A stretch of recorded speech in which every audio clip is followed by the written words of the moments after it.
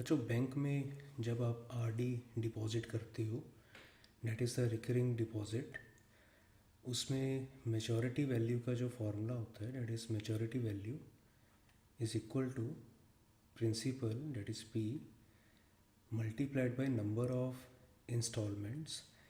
Number of installments का मतलब है कि आप कितने महीने तक हर महीने आप पैसा जमा कराओगे, that is number of installments. और जितनी अमाउंट आप हर महीने डिपॉजिट करवा रहे हैं that is the principal, that is rate of interest. So formula is P into N, P into N into N plus one divided by 2 into 12 and rate over 100। First case में आपको दिया हुआ है कि मनीष ने 600 रुपीज़ पर मंथ डिपॉजिट करवाए हैं। So principal is 600 और उसने 20 मंथ्स के लिए डिपॉजिट करवाया है। So number of installments are 20। Again principal 600, यहाँ पर n that is 20, n plus one that is 20 plus one that is 21। Rate आपको दिया हुआ है डेट इज़ 10% और डिनोमिनेटर में 2, 12 एंड 100। आप कैंसिल करोगे और कैंसिल करके आपको अमाउंट मिलेगा 1050 और इन दोनों को मल्टीप्लाई करके डेट इज़ 12,000 और दोनों को ऐड करोगे डेट इज़ रुपीज़, यहाँ पर आपने रुपीज़ में आंसर लिखना है, डेट इज़ रुपीज़ 13,050। ये फाइनल आंसर है। बच्चों सेकंड क्वेश्चन में प्रिंसिपल आपको दिया हुआ है डेट इज़ 640 रुपीज़ और आपने 4.5 ईयर्स के लिए डिपॉजिट करवाया है। 4 साल में आपको पता है कि 48 मंथ्स होते हैं और हाफ ईयर में 6 मंथ्स, तो आप इनको ऐड करोगे डेट इज़ 54 मंथ्स के लिए आपने आरडी करवाई है।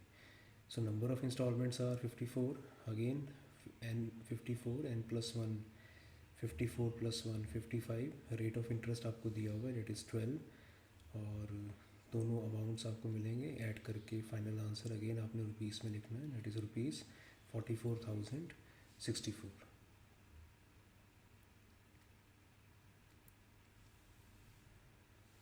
बच्चों थर्ड क्वेश्चन में आपने दो डिफरेंट पर्सनस के जो मेचोरिटी वैल्यूज़ हैं उनको कंपेयर करना है।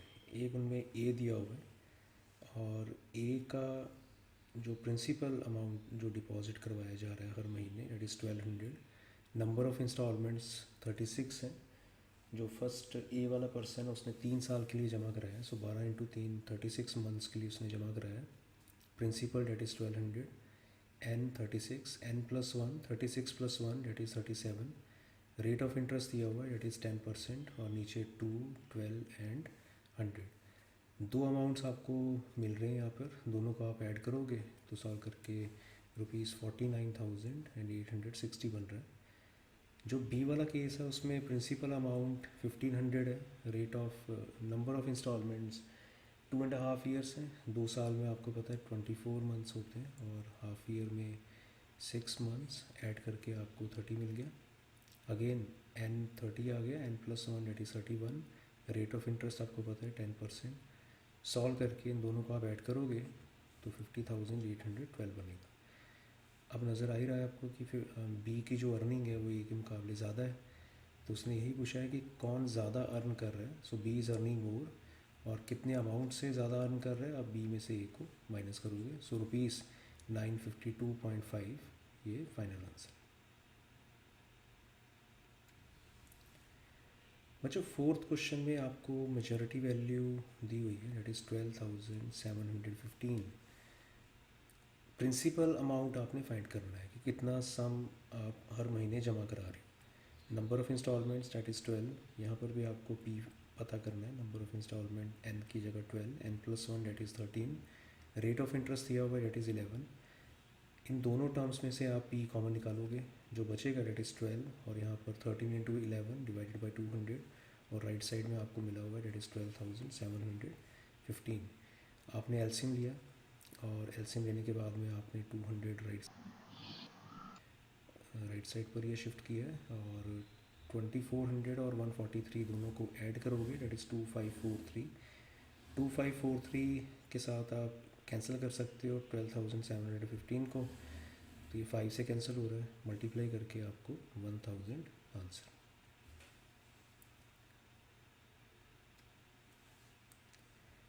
बच्चों फिफ्थ क्वेश्चन में 10,206 ये अमाउंट मेच्योरिटी वैल्यू है।